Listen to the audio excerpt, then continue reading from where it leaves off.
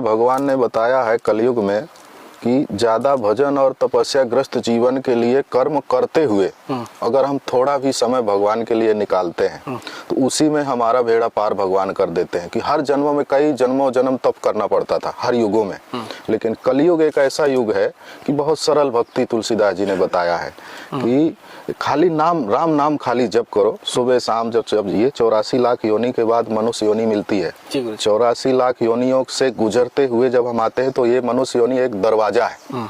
जैसे एक सूरदास को किसी रूम के अंदर बंद कर दो और वो जब दरवाजा ढूंढेगा तो पूरा रूम घूमते घूमते आएगा, हाथ ठठोलते ठठोलते। अगर उसको दरवाजा मिल गया तो निकल जाएगा, अगर नहीं मिला तो वापस उसी रूम में वो घूमेगा।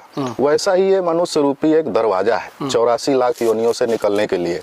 तो भगवान राम जी ने स्वयं ये करके बताया है कि मनुष्य आवागमन से कैसे मुक्त हो सकता है, कि माता पिता के साथ कैसा व्यवहार करना चाहिए, परिवार के साथ कैसा, भाई के साथ कैसा, पत्नी के साथ कैसा, पिता के साथ कैसा, यानी भगवान राम जी ने स्वयं करके बताया। पर इतना आजकल कोई कर नहीं पा रहा है, लेकिन फिर भी सूक्ष्म रूप में हम सुबह और शाम, प्रातः काल और सायंकाल अगर हम कहीं से जाते हैं, एक नियम होता है जैसे हमने देखा है गुजरात में, मारवाड़ में, कोई भी बिजनेस करते हैं तो पहले भगवान के प्रणाम करते हैं, फिर बाहर दूसरे कामों में जाते।